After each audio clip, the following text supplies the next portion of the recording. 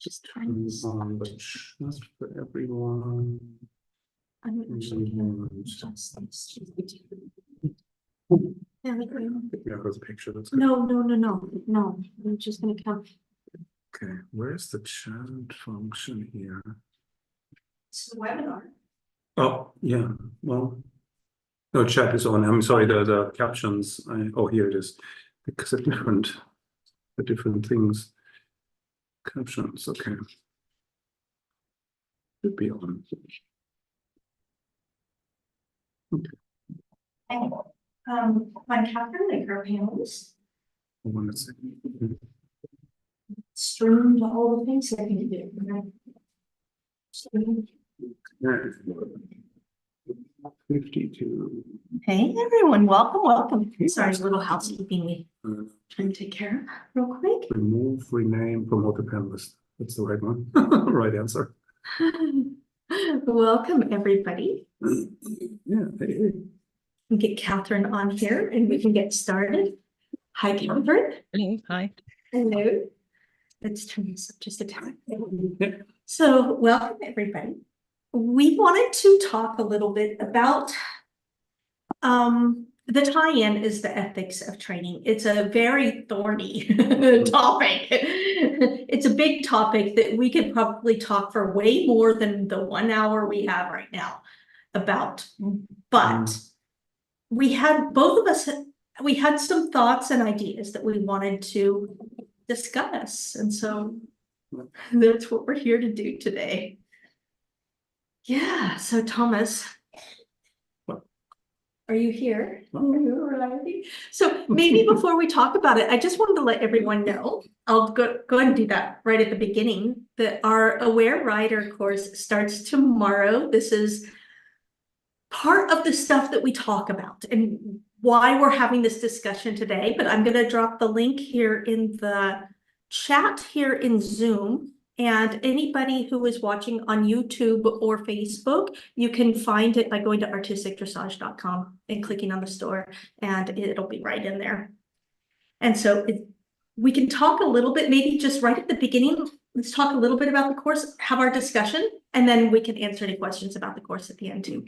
Yeah. So yeah, it's an 11-week program where all the trainings, except for a couple of little tiny trainings, are live, but we have big discussions like this about topics that really are dear to our hearts and dear to the relationships that we have with our horses. And like I always like to say, the relationships we have with ourselves because of our relationships with our horses and vice versa. Each impacts the others, like the chicken or the egg. And Catherine, would you like to talk a little bit about it? You say this so much more eloquently than I do about the Feldenkrais, how you're tying this in, and all these things. Well, I'd say a little bit about, for those of you who don't know me, I'm Catherine, and I've been working with Thomas and Shana since 2018, and I've been creating content for riders, which is about improving your movement, your balance, your body awareness, but more than your body awareness, because in a sense, the lessons or the movement lessons that I create are about kind of restoring a sense of integrity through your entire structure and through finding the most optimal way and the most effortless way to do everything that you can with horses and also in your life. And so I think they really affect how you are in yourself. They affect your thinking. They affect how you approach the way that you're learning with your horse or your horse is learning from you. But really the reason why I approached Thomas and Shana was because despite Shana saying, oh, you talk about it so much more eloquently, both of them talked about this so eloquently from the horse trainer's perspective. You know, Thomas often talks about having a Zen mindset, for instance, which is all about having a sense of internal awareness of self, as well as awareness of the other, which in the topic we're on tonight is about horses. You know, how do we stay connected to ourselves and also have a sense and awareness of the horses? And Thomas wrote this beautiful, I think it was your blog, this article this week, wasn't it, the oneness of horses. Yeah, and it was really, really interesting to read. But it was that kind of thing which really excited me to want to work with you guys. And for those of you who, yes, have been on courses, you know that we've done quite a lot together now. So yeah, and Where Rider arose out of the fact that we enjoyed working together so much that we decided to make a course which was very much about having the types of discussions which are expansive. So rather than the old possibly style, maybe not the old style, there's a place for corrective type of training, right and wrong, problem solutions. This is the answer. This is how you do it. Yes, and that's all fine. And that's how many people teach and how many people learn. But we wanted to do something a bit differently because all of us teach differently. I teach humans, people even. Humanoids. And those who identify as human. essentially teach horses and riders. But what we really have in common is this idea that as we are teaching, we are learning. Yeah. And so we are always learning to learn through the process of teaching. And when we have that type of collaboration in our discussions, we go to places which I think surprise us. And it's very nice to have expansive conversations because so often in the horse world, the conversations close down and become, well, look at what that person is doing. Oh, look at what that person is, the tack that person's using. It needs to be much better. Yeah, exactly. And we don't really want to do it like that. We want to come from a different kind of perspective. A perspective which perhaps is a little bit more neutral, more observing of ourselves and how we are, rather than worrying too much about judging other people. Right. But then we're going to get into talking about the ethics. And that's what's interesting, isn't it? In a sense, the moment you said that, we have an ethical dilemma. Yeah. Ethics is always about ethical dilemmas. Otherwise, there wouldn't be, so much written and talked about. Yeah. Yeah. I think it's worth mentioning about Aware Rider, but this is also what I've done for Thomas and Shana in the courses, along with my colleague Charlotte Zetterberg, who's a Feldenkrais practitioner and a meditation teacher, is that we have developed these Feldenkrais awareness through movement lessons, but we have really tailored them for, I think, the needs of riders. So how can you be present in a way that your horse will feel safe, secure, and trusting of you, so that you're present in your own body? How can you move in such a way, in such a well-organized way, that you can give the lightest of aids with the minimum of effort, so your horse can really hear you and your communication is quiet from the outside, but clear to the horse and hopefully clear to you. So that's what Charlotte and I have really worked on developing. Yeah. And that will be part of the course. So it isn't just conversation. There's really practical ways to apply where our conversations go, where we expand into, and how you can apply that in a practical sense into your body and your thinking about things. Yeah. Right. To help you be more present in your body, but so that you can use your body better, but also, a big one for me, maybe because I am so busy, I do so many things, is my challenge is always to become present. Because, and that's what I wanted to talk about today, the ethical obligation of being present. We can talk about other things too. You mean, Shana, the difficulty of becoming present, that's a difficulty in and of itself, that it's difficult to be present. Yeah, but this work actually helps you, or it helps me. Yes. To achieve that, to become present, to slow down all of the chatter and, quiet myself, center myself, ground myself, connect myself with the horse, feel what the horse is saying to me through their body language. And that helps me to show up and be better for my horse. And that's a big part of what I wanted to talk about, but we can take it wherever the conversation goes, because who knows where it's going to go. Yeah, I thought it was really interesting what you wrote in your article today, Shana, which was about the responsibility we have to horses in respect that just by the fact that we are riding them and we are taking them out of what would be a natural environment and a natural way of living, we have a certain ethical responsibility to, I suppose, take care of our own behavioral patterns, which are going to interfere with their happiness and their ability to enjoy a training process. And also, I think one of the things I was thinking about, I flew back from Switzerland today, and I was on the flight, and I was thinking about the evening, and the thought, there was a thought that occurred to me about, can I remember now? It'll come in a minute, but it'll come, yeah. Yeah, we were talking about the ethical, the moral obligation to. Yes, to I suppose, to behave towards our horses with full awareness, as full awareness as we can possibly have at this point in time, because nobody is fully aware of the impact that we're having on them, and that is a lifetime process of working on oneself. You know, to imagine that we can just be aware is not very realistic, because in a sense, with horses and with the type of teaching and learning that Shana and Thomas bring to their courses, it's not only being aware, you have to be aware of being aware. You have to be able to observe yourself as you observe. So you're almost like, I'm observing and I'm behind that and I'm observing myself observing, which is quite a Zen concept, isn't it, Thomas? So that was the sort of thought that came to me, you know, how do we become more aware of the process of being aware, and how do we learn to be aware, and how do we make a commitment to being aware around our horses, so that we can sort of live up to the contract, in a sense, that we've made by, asking them to do things which aren't necessarily natural for them. Right, or like I was writing, that they didn't necessarily have a say in the contract, you know, this contractual obligation we have to each other. Yes. The horse is just, we buy the horse, or we're given the horse, or whatever, we have permission to ride the horse. The horse doesn't get to say, I consent, you know. They don't really have that, so that puts the onus on us to actually be even better for the horse.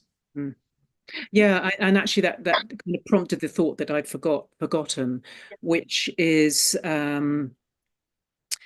you know, many times when I'm sort of casting my eye around Facebook or trainers or the type of work that horses do, I will see, well, that person in a sense is using their horse to validate something in themselves which actually belongs in the past.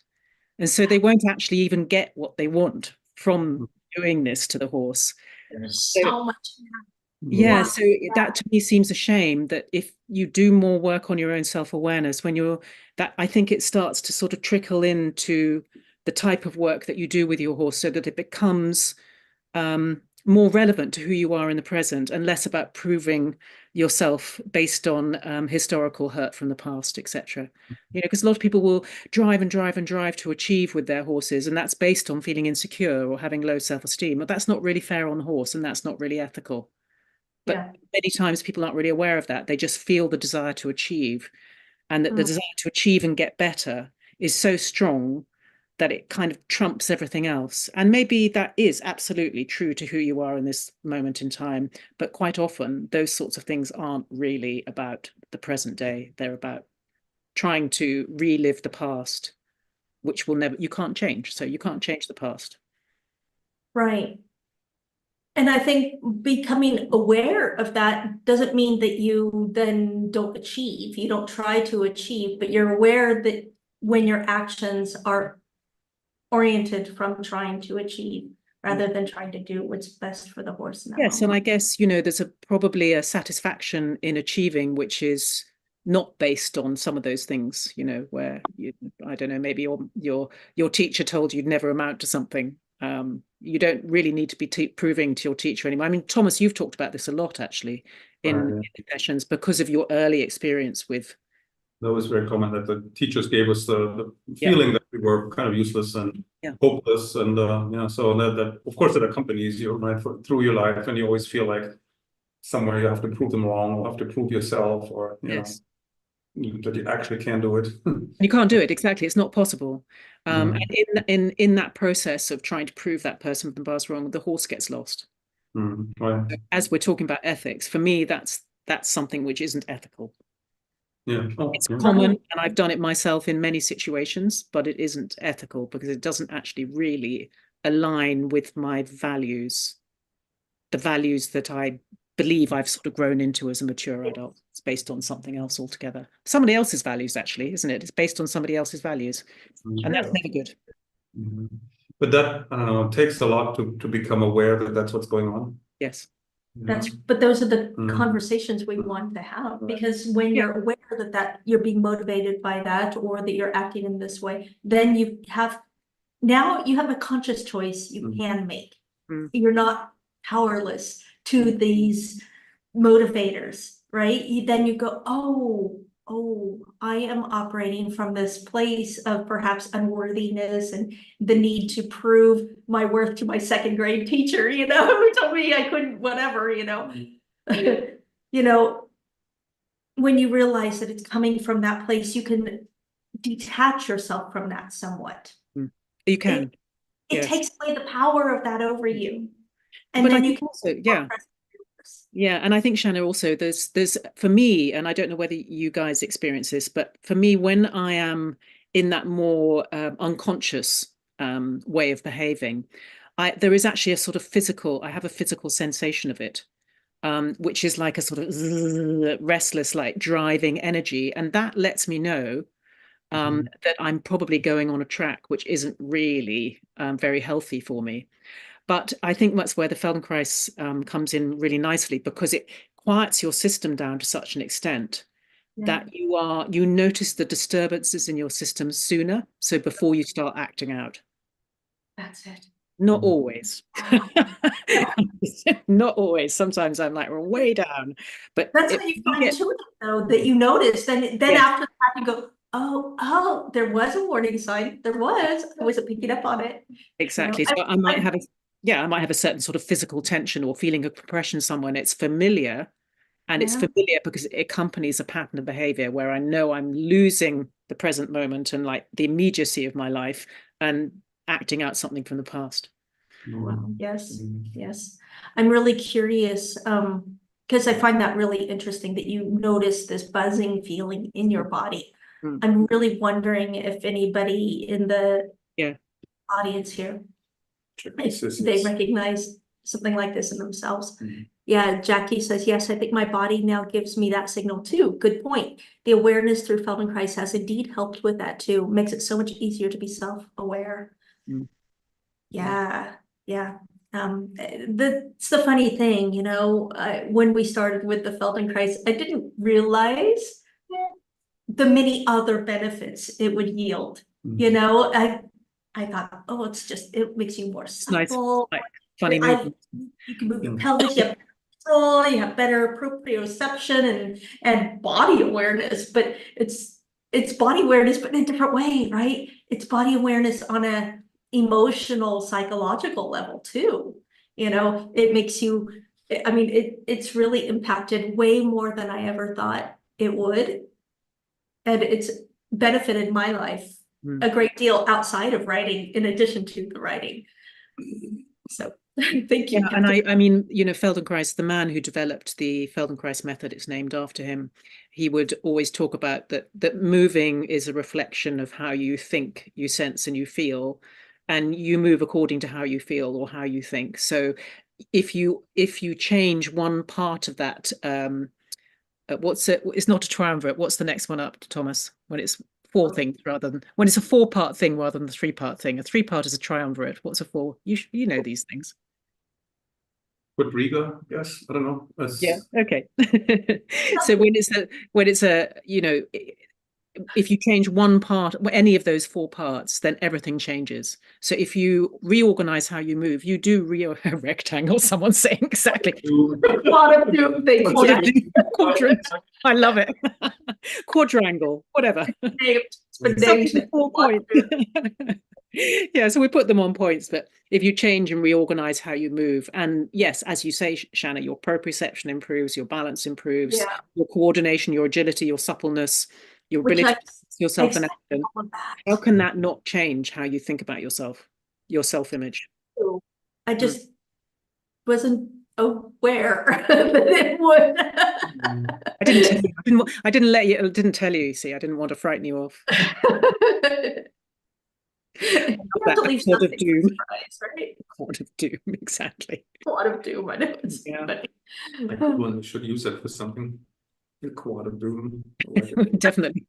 I can see an article coming up, Thomas. I know, I know, to think of something. Or Ritterize exercise for next month, the quad of doom. Oh. Yeah, let's see, we had some other comments in here too. And maybe we can tie this into talking about the ethics and a little bit more, because that's the point of why we're here. Of course, we want to talk about ethics. It's such a big topic right now because there are a lot of, there's light shining or starting to shine on a lot of the unethical practices happening all over the place. And it's not like it's sudden. This stuff has been happening for a long time, but the light is shining on these now and people are becoming aware. Yeah, I actually would love to hear from people who are listening tonight, you know, some situations where you felt in some way, yes, in that moment, I really stood up for my horse and I did act ethically despite pressure, because it's often in those situations which are difficult.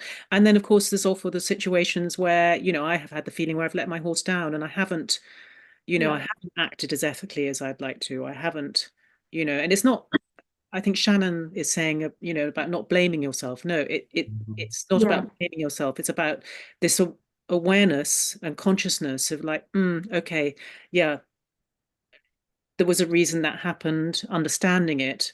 And then through the understanding, you know, you can make a commitment that, you know, you can start to be a bit more, your awareness expands so you can see the situations coming at you, which are going to be more challenging to keep your integrity.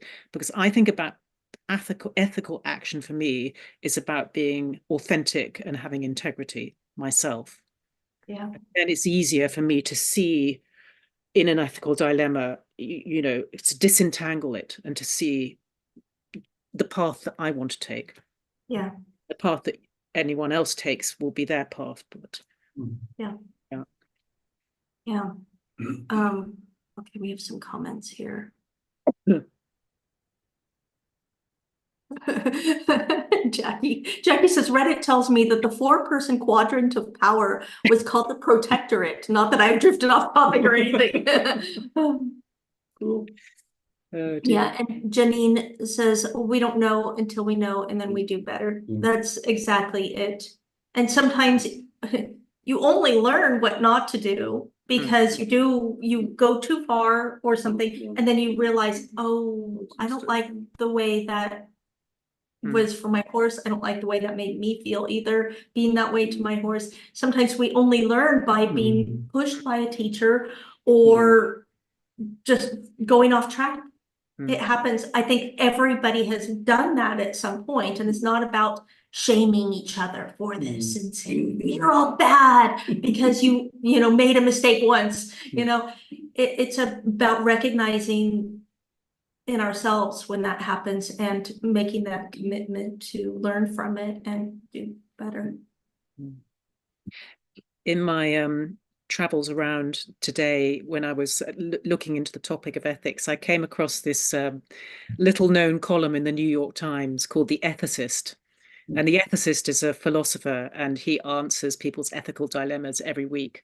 But just so it was really funny. And the one that really stood out for me was, and I couldn't read the answer because I don't subscribe to it, but it's like, can I skip my 100-year-old father's wedding? He's making a big mistake. That is so funny. It just sums it up. It's like, well, it's his father's wedding.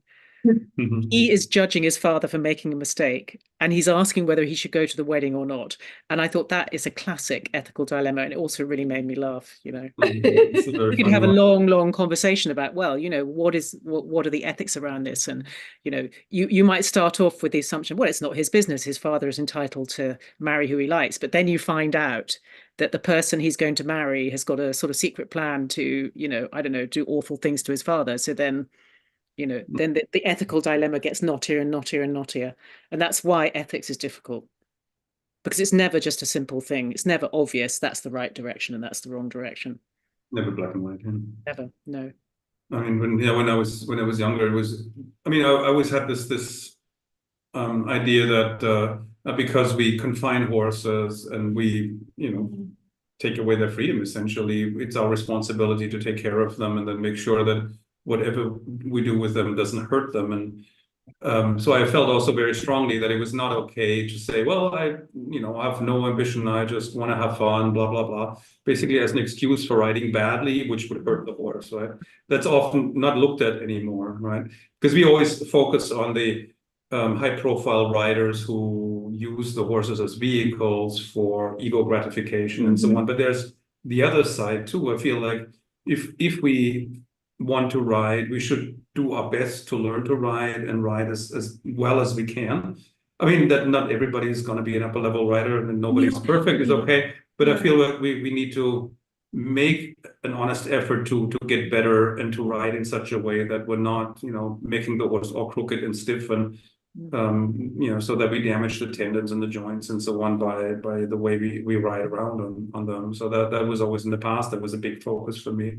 Less so now, but in, you know, because I was so driven and so ambitious, and I had no, I don't know, understanding of people who said, oh, I don't want to really learn how to ride. I just want to putz around on my horse, and you know, I thought that was just wrong. But yeah. I think that's really interesting, Thomas, because I think what you're saying there is you're stating that you have certain values around horses, certain which you've, you know, have come through a lot of experience and knowledge and practical experience where you've actually felt it. And so for you, and I mean, I can't disagree with this, when you see that someone isn't riding themselves in working on their own balance and their own ability to communicate with their horse in a way so that you are not damaging the horse, that is unethical. I mean, I think where that started, where that started for me was like I was aware that every time I make a mistake, I hurt the horse, and I thought that was just a horrible thought. And I remember that as like a 14-year-old, 15-year-old kid, you know, riding horribly on lesson horses and hanging on the reins and bouncing around. And I thought, oh, this is horrible. But what are you going to do if you want to learn how to ride? You can't not make mistakes. So there's no way to learn to ride without hurting a horse. That was a horrible thought for me, but that's the reality, right? When you learn to ride, you will hurt the horse. You will make mistakes. There's no other way. And then you have to decide, either I quit, then I'm not going to hurt a horse. Or if I decide I want to do it, then I felt like it's my responsibility to do everything I can to minimize the mistakes and learn from my mistakes and minimize the damage I do to the horse. So that was a big driving force for me, you know, in the past. And that really came from the awareness of, oh shit, I'm hurting the horse because I'm stupid, I'm unbalanced, I'm clumsy, and you know. Yeah. So that was a big factor for me. And then of course there's the other side, right? The people who may ride very well and they may have a very good seat, but then there's you have to do this now, you know. They're unfair in their demands to the horse, Or we have this show next week and then you have to do these, you know, whatever movements. Yeah. And they put the thumb screws to the horse and you will do it and you will do it now. You know, that's the other extreme. Yeah. And I mean, Thomas, do you think when you think about both those examples, because you're effectively a teacher and you have quite a large community of people who follow your work. So there's one thing about one's own ethics in the privacy of your own yard, school, and the decisions you make. And there's another thing when you are basically teaching large groups of people, because then the ethics of what you do are touching on more than just yourself and your own training with your horses. So it is slightly different, because someone's talking about you know, about one's own responsibility. And yes, that's true. I have responsibility for my own actions and you are responsible for your actions. It's not my business to interfere with your actions. But there is sometimes a point where when you're teaching that I think there is a crossover. But I don't know what you think about that. It's not a statement, it's a question. What do you mean there is crossover? That if, you know, so you take this sort of thing like I am I and you are you and you do your thing and I do my thing. and I'm responsible to myself and my values, and you are responsible to yourself and your values. So that's fine. But then there is the point where, as a teacher, you may see something in your courses where you don't think that's ethical, and then do you make a statement about it? Do you see what I'm saying? So then it becomes slightly thornier, I guess. It's a very difficult issue. Same thing when you teach lessons and you know, live, you know, courses, live clinics. I think in the past I was a lot more rude to people, you know, and but the thing is, if you're too direct, too blunt, you lose the student, right? If they feel insulted by you know, when you're really direct and say, you know, you're destroying your horse or you're hurting your horse, so then they go away, they go to somebody else, and then you really can't help the student or the horse anymore, right? It's a fine line, right? So then if you say nothing, then you know they go on abusing the horse. But if you're a little bit too aggressive, then they go away, right? And of course, you know, I've erred on both sides. Sometimes maybe I should have been more direct, and sometimes maybe I was too direct. And it's a judgment call every time. I really struggle with it. I don't know. You know, I don't know that there is a perfect solution. It's tricky. Because you want to, I don't know, you want the student to trust you and to open up, and you want to be able to influence them. But sometimes also, especially like when you teach live lessons and you have a new student, sometimes it takes a while for them to really believe you and trust you, right? So for a long time, sometimes I had the feeling that I can't really influence them a whole lot. If I'm too pushy, they run away. It's like trying to catch a cat, right? You know, you run after the cat, and the cat. It's like you can't fix everything at once either. I'm sure as a Gestalt therapist, you know, you experience the same thing too. I think that's actually a really good, interesting point, Shana, because in Gestalt we don't fix people at all. We have the understanding that we're two equals, and the only role that the therapist has is to create a situation in which the person's own self-awareness expands through the relationship. So we don't fix, and we don't correct, or we don't point out things, or we don't interpret. And the idea is to sort of, as much as possible, bring people into the aliveness of their own situation so that they start to feel for themselves, think for themselves. But it's definitely not the point of the therapist to surface that person's awareness for them. And so it can be very slow and then extremely quick, whereas often more corrective behavioral therapies are fast at the beginning, and then nothing much happens. Interesting. Yeah. So That's interesting. So it is a very kind of approach, yeah. I mean, I've often thought that as writing teachers, it will really be beneficial if we all had some training as a therapist, psychotherapist. For sure. Yeah, people bring all their emotional baggage and all their psychological baggage, and as writing teachers, we're not qualified to deal with that at all. So that's the writing. Also to have tools to be able to know how to help people in a way that they'll be open to receiving the information. Because if you just go at them like, you need to fix this and this and this, and you're doing this wrong, and then, you know, they're going to just close off and go, I'm going somewhere else. You do, you see, because you actually present series of experiments through your, you know, your exercises, if you like, are exercises, but you present them as a series of experiments in which the questions writer is invited to observe the phenomena, the things that they notice, which inform them that exercise works for them or it doesn't work for them, or the horse responds well or the horse doesn't respond well. So actually you are absolutely doing what I was saying about in the therapy work. It's only taken me 40 years to get here. You would have done a Gestalt training and you would have done it in 3 minutes. Oh, there you go. It's such a long road, you know, and so many mistakes on the way. And then, you know, whatever we know now is the result of a million screw-ups. All the mistakes. We made every mistake. With the students, with the teaching, with the horses. You know? Yeah. Yes. But I mean, I've always tried to, you know, when things didn't go well, I always sat and thought about it, and I tried to learn the lesson, and then try to, well, how could I handle this better next time? You know, what's the lesson to learn here? How can I avoid this? You know? And that's about learning how to become self-aware, you know, that we have a role to play in the outcome of what happened, you know. It's Yeah, not just the stupid student's fault or the stupid horse's fault. We have an important role in that too. Yeah, the teaching people, like if you do live lessons, it's a really weird but also interesting thing, because like Shana says, you can't fix everything at once, right? So you have to knowingly look the other way with some things, because otherwise you're just overwhelmed, right? And you have to pick your battles a little bit. What's more important right now? You know, what do I need to focus on? And also don't pick on one thing too much, because otherwise, people can't do it and then they get frustrated.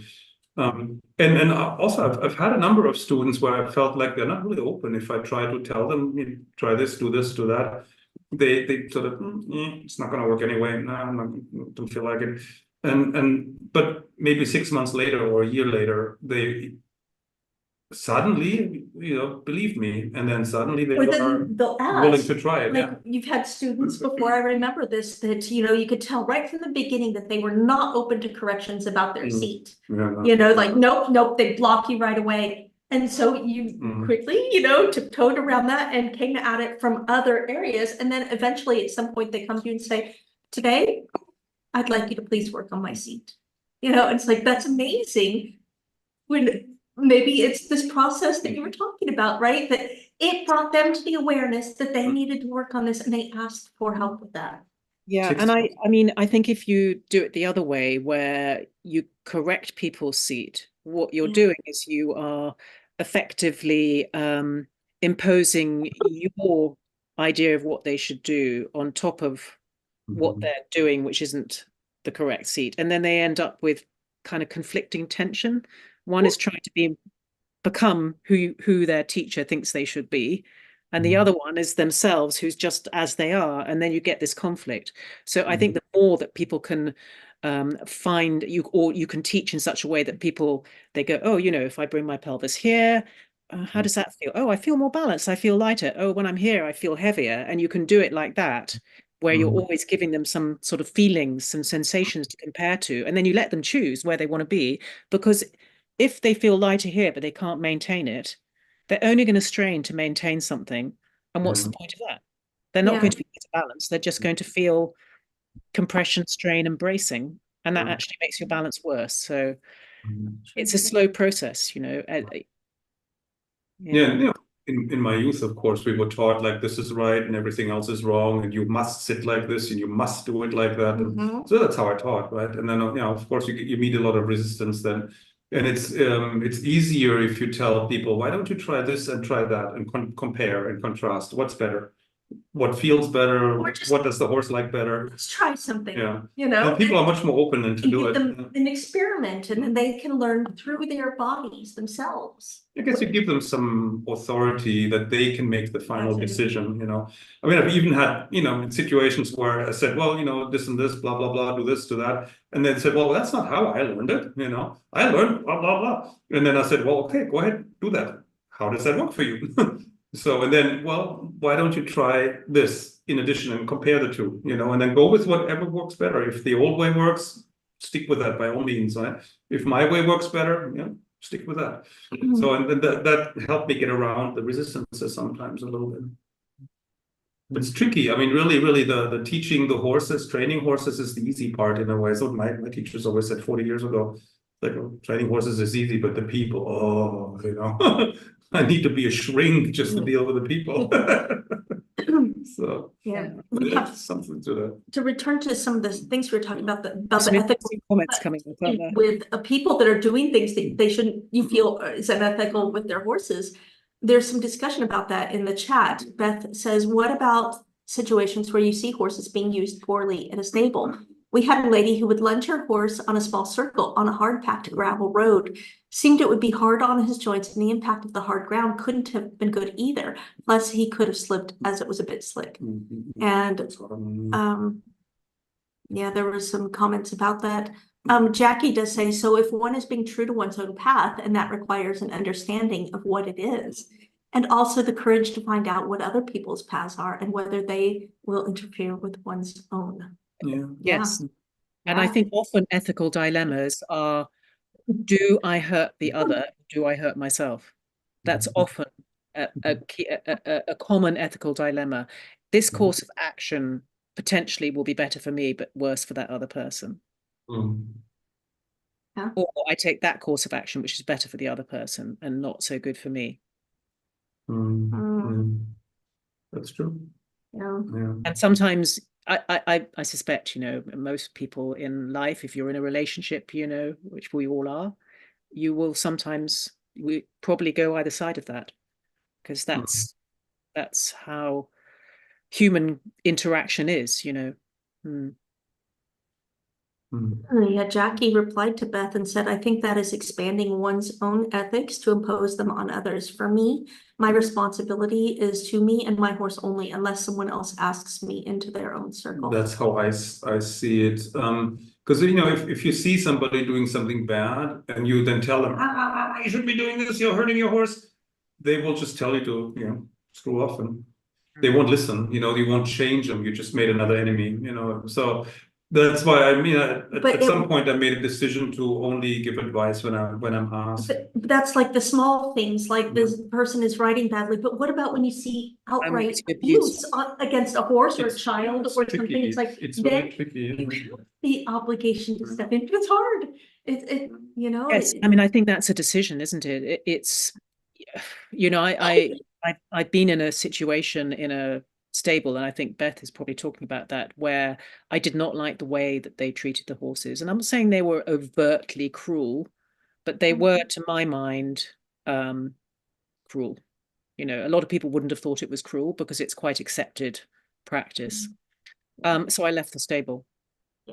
Yeah, that's what I would do. I think I'm just not, I wasn't, if I'd been some sort of, I don't know, incredibly respected horse trainer who everybody knew about, maybe I would have been able to step in. But from my position, I just actually had to look after my own horse and my own self and move.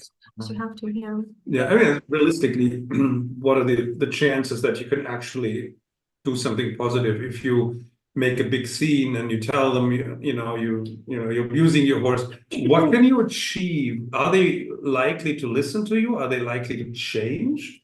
I don't know. I mean, it depends on the degree of the abuse too, and even whether they're likely to change or not. Sometimes you is it right? Is it okay to just step away if you see somebody brutally beating a horse? You know, I don't mean just sticking jaw reins on the horse and you're like, I think maybe then you're looking at what we call the RSPCA. You probably could call in the RSPCA. Yeah, or you could just go yell at them and say, it's really tricky. And because, as you say, what you say won't necessarily make any impact anyway, because the environment that you're seeing this stuff in, it's just so normalized that people just think you're talking rubbish. But we don't know that it wouldn't either, because maybe there's somebody who is on the sidelines who feels bad about doing this or has misgivings about it, and they hear you stand up for the horse. And then they're like, yeah, I'm glad somebody spoke up. So it's like, it gets into these gray areas, like, it's a hard decision. It's a hard decision, really, you know, case by case, and I don't know. It's difficult. I'm not confrontational. Me neither. I'm really not. But there are times when I've had to yell at somebody for doing something that I think is really, really wrong. Michelle King says something which I think is really captures what we're talking about. She says, if you see abuse happening and you say nothing, then are you complicit in allowing the abuse to continue? I would say yes. Yeah. And I actually, and this is not related to horses, but I remember seeing someone at a bus stop beating up his girlfriend. And then I had this thing like, okay, so I want to step in, but it's a man beating up his girlfriend. So on the one hand, I know it's the wrong thing to do, but I've also got to look after my own safety. And those are the sort of things that, in a sense, yes, I was complicit in not doing anything. It's really, and I think that's the same, you know, it's the same. I think, as you say, Shana, if it's something which is very obviously abuse, then you can, and you probably got the law behind you. But if you don't have the law behind you, for instance, there was the last yard I was at, the one I left, there was a young girl who had a really sweet show jumper thoroughbred who didn't want to go into the arena. And she didn't want to go into the arena because she was clearly probably uncomfortable, not enjoying the training. So they were spurring her in and whipping her in from behind. And I remember, the horse was just miserable and she sort of like shot into the arena like a cannon every time, and then was just so panicked the whole time. It's horrible to see. And I remember the young girl had her horse and there was blood on this horse's sides. And I said, what's that? What's on her sides? What happened? She went and she said, oh, she's got very sensitive skin. And I kind of looked at her and I went, and you could tell that she knew it was wrong. She knew it was wrong. And she didn't know how to stand up for herself with the trainers because she was too young. So she knew, and she felt bad and she felt ashamed. And I think maybe you would think maybe in the future she would find that way to stick up for her horse. So I just asked her the question, really. It was like, what's that? Oh, gosh. Yeah, tricky. I mean, in the extreme cases, it's a little easier maybe to make a decision, but there's such a big gray area too, where, one person finds it abusive, another person might find, it's fine, not a big deal. And how do you navigate that, right? I mean, if you raise a stink, well, does everybody else and say, well, you're just crazy, and, I mean, if it's really... a facility where that practice is normalized, you're going to be you probably won't be beat up, but you might be, chased out and ostracized. And maybe that's a choice you have to make at that moment. Maybe that you're fine with that. Fine.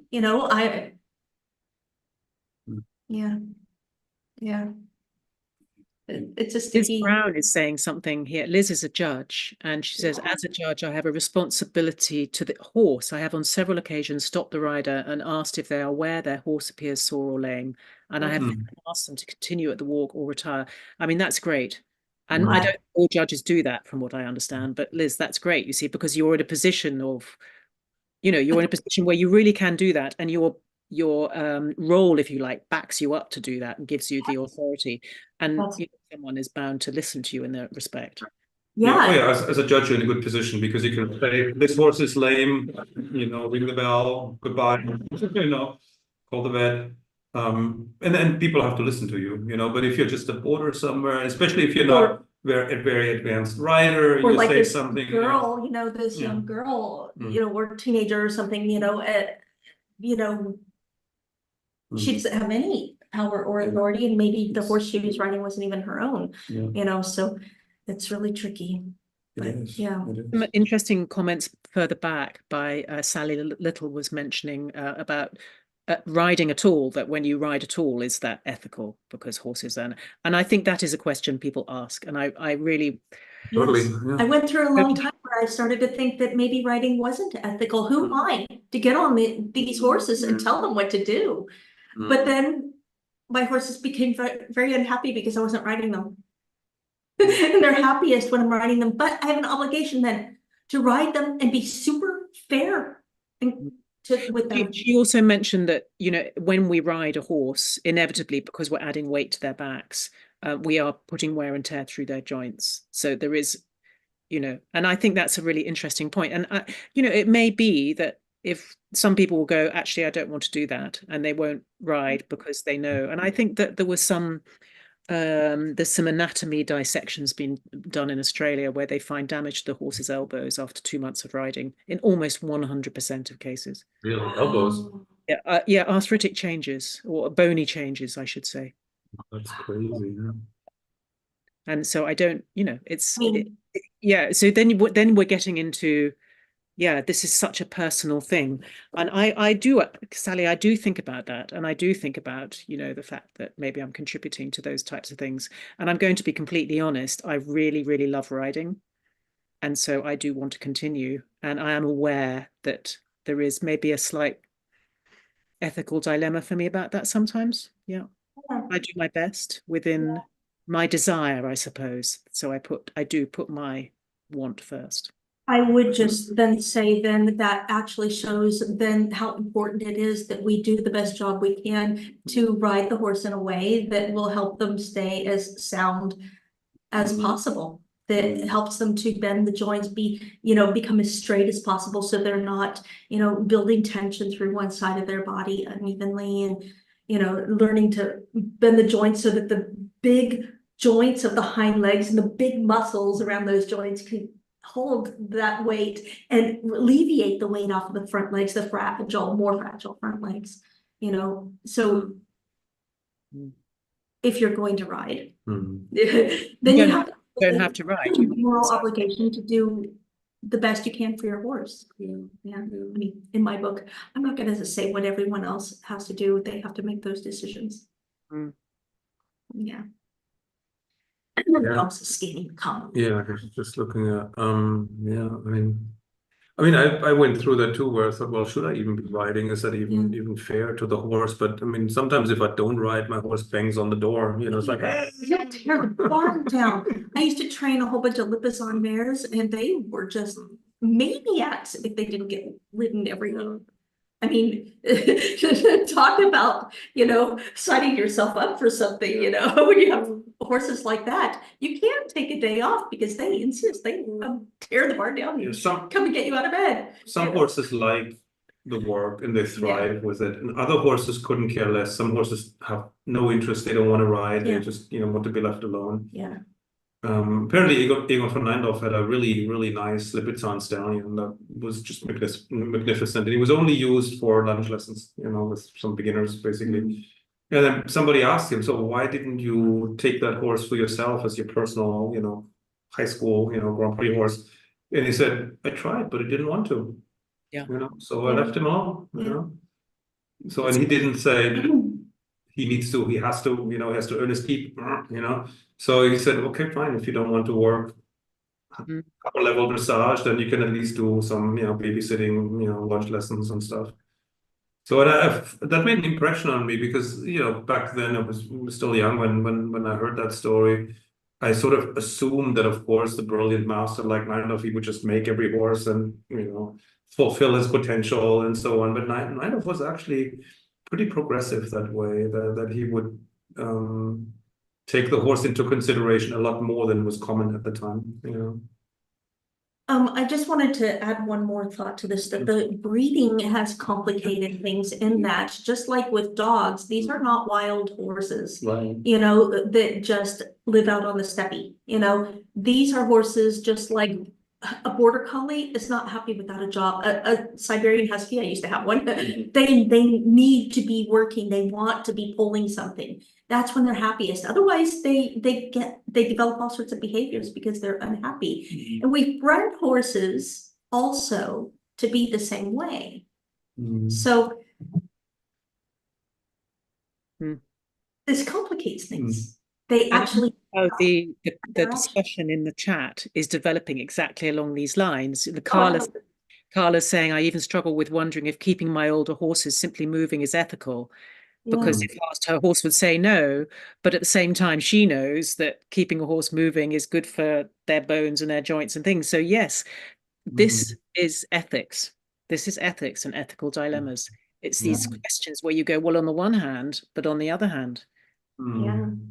Yeah, my teachers told, you know, I know students, teachers, told me that the old horses at Neindorf's that were in the performances year after year for like 20 years, when they got too old to be in the performances, they got very upset when the performance took place without them. They could hear the music and they would because it's almost like they needed, if they were always worked and they had this life of training, they thrive on it in a way. And if you take that away, that's not necessarily good either. It's like, you know, some people when they retire, they die. You know, they don't live very much longer after they've lost their sense of purpose. And with the horses, it can be the same way. If you had a horse that had an intense work life and then you just put him out to pasture, sometimes they don't make it very long, right? Then they have a colic and they die, you know, because I don't know, they feel abandoned or not loved, not used anymore, not needed anymore.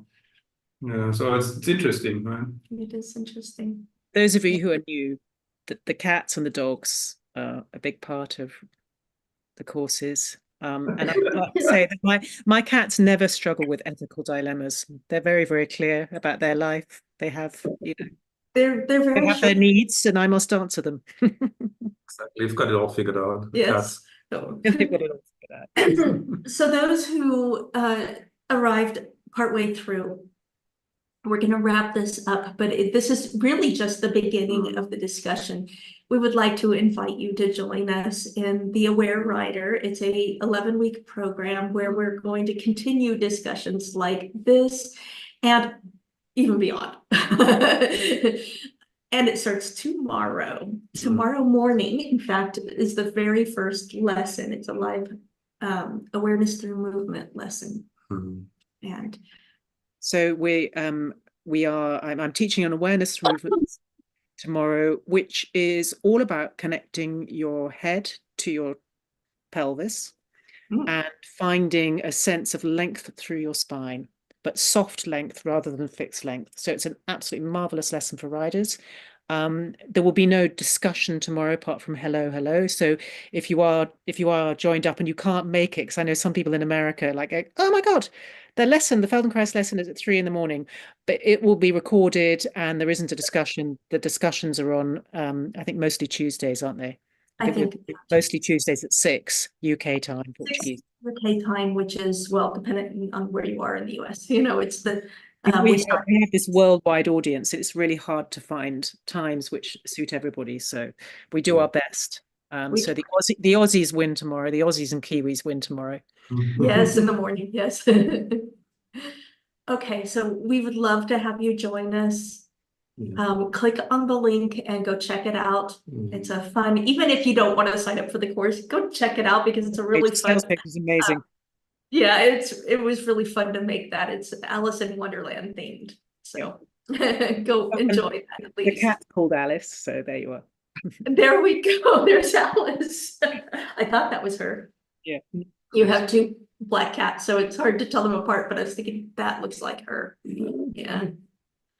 Okay, so we will wrap it up. I can't wait to continue these discussions. And I hope we see you all there. Bye, everyone. Everybody.